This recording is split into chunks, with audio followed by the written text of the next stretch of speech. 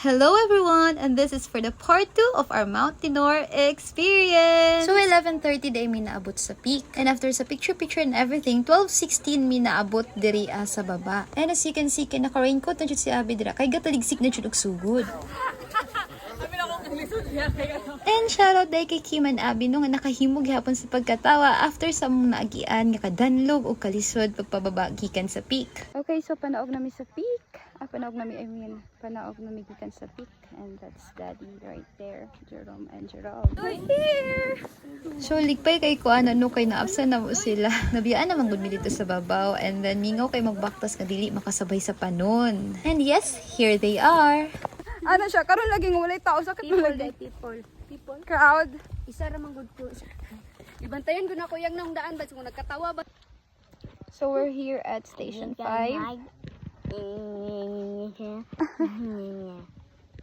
Daddy, Jerome. Station 5. 5. Ano dito katong konti katong. So we're here at Station 4. Nanginom sa buko sala. Og ako. Goy puko. Marag ko ano jud kay ni.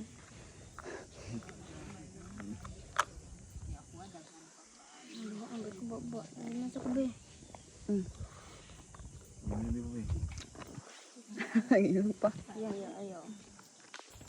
Dari oh. Kalayo ang kudo angin eh. Mag-harvest mo, mamatay pag binasan ng kwarta. Okay lang yung diri adapted sa side sir o mopalit kag yuta. Kay masulod naman siya motor. So kanado nga bukid dira kay kapatagan na dito sa may Tibulo Dapit. So, niagi namin sa Station 3. With Jerome right here. Okay, so we pass by Station 2.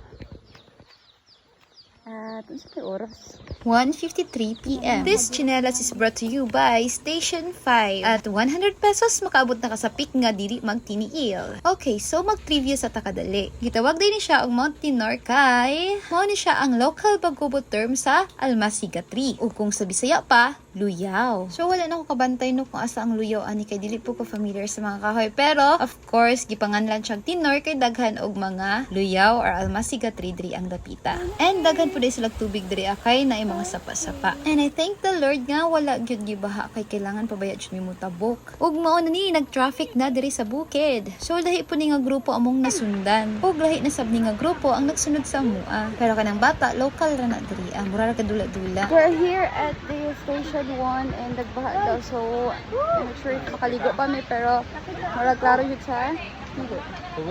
So, here's my brother. Hi Jerome, how are you? Okay ra.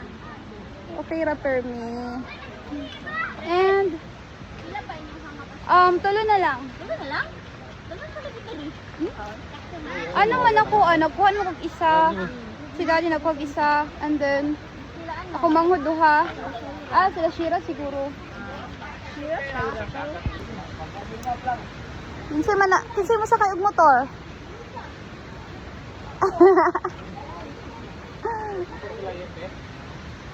So after naman ng paggas, nangaon, nag-inom og tubig, tapos nagpahuway gamay, kay nitabok na dahil mi diri sa tulay. Ug pwede sab di makaligo dire pero kapoy na jud ni. So dere pwede na mo sa kayo sa dili. Gilang kay mag-apo man mi. So amo na ni i-conquer. Siya man po'y gusto. 3.5 pa to ma'am. Gani nya kay 22 kilometers man tong apo. Higapon mi kaabot. Kain ka ba? Awa dili lagi. Okay, ako nalay mukaon, mga unta. Ug naguna-una jud migpaktas sa mga mobaktas pa. Pero nagsakay na og motor ang uban. So diri na port pwede na jud mo sakay 150 per head. Pero since mag-mount Apo man kani din ni. Amo ning baktason with Dad and Gerald and Jeremy. Chuy pud kay lang mga balay diri guys. Huwag mo ni imong view diri magbakta sa sementado na. Nya tungod sa kakapoy na himong sweet niya ako mga mangkod, char. Wala jud sila energy mag-away oy. Jerome. Okay, here's Jensky. Lumalaban. Uy, magsakay og motor. Mag-mount Apo, God. Nakita na namo ang team.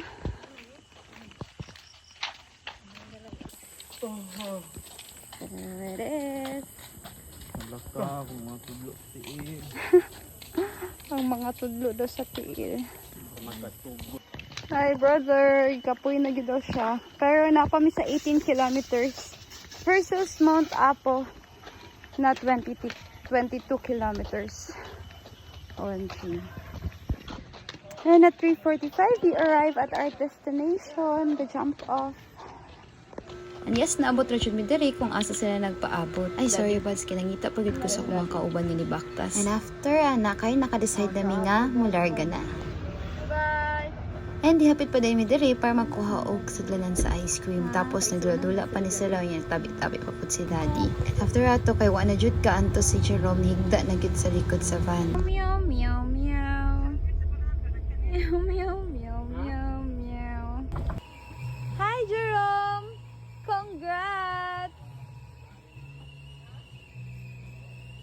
And thank you, Lord. Safe ta nakauli. And that would be all for our Mount Dinar experience. Thanks for watching and God bless you!